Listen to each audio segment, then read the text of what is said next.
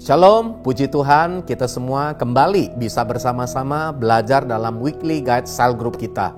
Bahan komunitas sel kita pada minggu ini, kita belajar bagaimana sebagai orang percaya kita membangun komunitas yang sejati.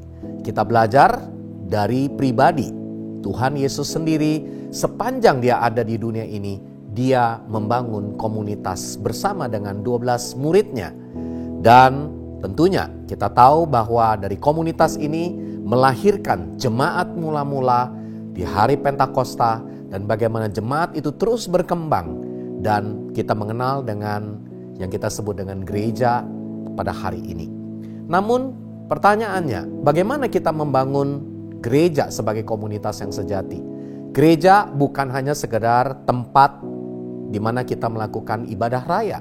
Gereja juga bukan hanya sekedar di mana kita bertemu satu dengan yang lain, dan biasanya kalau sudah selesai dari ibadah raya kita mau mencari makan bersama dan lain sebagainya. Tentunya itu hal yang tidak salah, namun itu bukan merupakan hal yang utama yang mendasari di dalam gereja sebagai komunitas yang sejati. Mari kita mau belajar bagaimana kita membangun komunitas sejati. Saya sudah menyampaikan ini di hari Minggu dalam ibadah di hari Minggu kemarin, dan saya ingin mengajak kita semua untuk melihat doa dari Rasul Paulus. Kembali kita mau mengulang dan kita mau mendiskusikannya di dalam komsel kita. Saudara, doa dari Rasul Paulus supaya kita bisa membangun komunitas yang sejati, kita bisa dapatkan dalam Efesus pasal 3 ayat 14-21. Di dalam Efesus 3 ayat 16-17 dikatakan, "Aku berdoa supaya Ia menurut kekayaan kemuliaannya menguatkan dan meneguhkan kamu oleh rohnya di dalam batinmu, sehingga oleh imanmu Kristus diam di dalam hatimu dan kamu berakar serta berdasar di dalam kasih." Dari ayat yang kita baca ini menunjukkan bahwa perlu sekali dan penting kita mengalami gereja di mana kita membangun komunitas Kristus berdiam dan tinggal di hati kita, dan kita berakar dan berdasar di dalam kasih-Nya. Sebab itu saya mau mengajak kita menyimpulkan bahwa pengalaman dan perjumpaan dengan kasih Kristus haruslah menjadi dasar yang utama di dalam komunitas kita sebagai gereja, sehingga kita bisa menjadi komunitas yang sejati. Hal pertama, bangunlah komunitas yang mengalami kasih Kristus. Saudara, kalau kita sudah mengalami kasih Kristus, kita pasti akan memiliki dan mengalami perubahan hidup di dalam perjalanan kita mengiring Dia. Kenapa? Karena hanya karena kasih-Nya yang sudah mengubah hidup kita. Dan yang kedua, doa dari Rasul Paulus kita bisa baca dalam ayat 18-19a. "Aku berdoa supaya kamu bersama-sama," bukan sendirian, "dengan segala orang kudus dapat memahami betapa lebarnya, panjangnya, tingginya, dan dalamnya kasih Kristus, dan dapat mengenal kasih itu sekalipun ia melampaui segala pengetahuan." Jadi kita belajar bahwa kita perlu bersama-sama. Tuhan mendesain kita untuk kita memiliki keterkaitan satu dengan yang lain. Kita diperkaya dan diperlengkapi oleh orang lain dan juga sebaliknya. Namun kita juga tahu ada tantangan.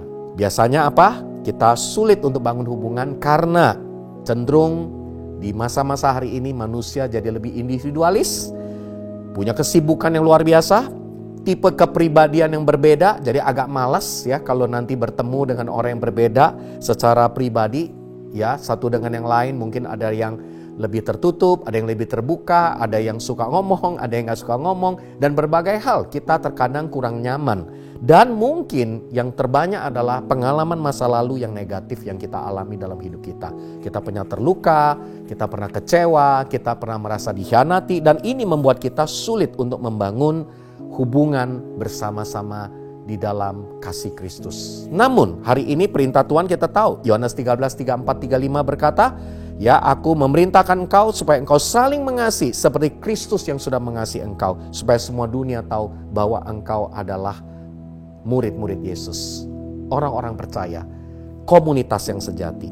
Saudara, hari ini saya mau mengajak kita semua, mari kita mau membangun kebersamaan di tengah-tengah kita. Ingat pesan yang saya juga sudah sampaikan, kita harus selalu berpegang kepada kebenaran di dalam kasih sesuai dengan Efesus 4 ayat 15. Yaitu apa? Kalau kita mempraktekkan kebenaran tanpa kasih, itu menjadi sesuatu yang brutal, kasar. Tetapi kalau sebaliknya, kasih kita praktekkan, kasih tanpa kebenaran, itu menjadi sentimental. Jadi terlalu banyak ekspektasi, kita cenderung baper, ya, kita merasa kayak ada tuntutan kepada orang lain. Sebab itu kita harus mempraktekkan hubungan, ya, dengan kebenaran di dalam kasih. Ya, coba diskusikan ini, gimana mempraktekkan kebenaran di dalam kasih. Jadi kesimpulannya, yang kedua, kita harus membangun komunitas yang saling mengasihi dengan kebenaran di dalam kasih. Dan yang terakhir, doa dari Rasul Paulus adalah kalau kita lakukan dua hal ini, mengalami Kristus dan kita saling mengasihi, membangun hubungan, maka komunitas kita, komunitas sejati, akan dipenuhi oleh seluruh kepenuhan Allah, di mana karakter Kristus, kasih Kristus, kuasa Kristus akan nyata dalam hidup kita. Sehingga kita akan menjadi komunitas yang menggenapi Efesus 3 ayat 20-21. Saya bacakan, bagi Dialah yang dapat melakukan jauh lebih banyak daripada apa yang kita doakan atau pikirkan, seperti yang ternyata dari kuasa yang bekerja di dalam kita. Saudara, Tuhan pasti menjawab dan Dia akan memberikan kepada kita kemampuan untuk membagikan kasih kepada orang-orang yang belum mengenal kasih Kristus. Mari, hari ini saya mau ajak kita semua sebagai komunitas sel, kita mau membangun komunitas yang sejati, dan itulah gereja yang sejati. Selamat berdiskusi, dan biar kiranya kita belajar terus mengalami Kristus, membangun hubungan dalam kasih Kristus, dan membagikan kasih Kristus kepada semua orang di sekitar kita. Tuhan Yesus memberkati.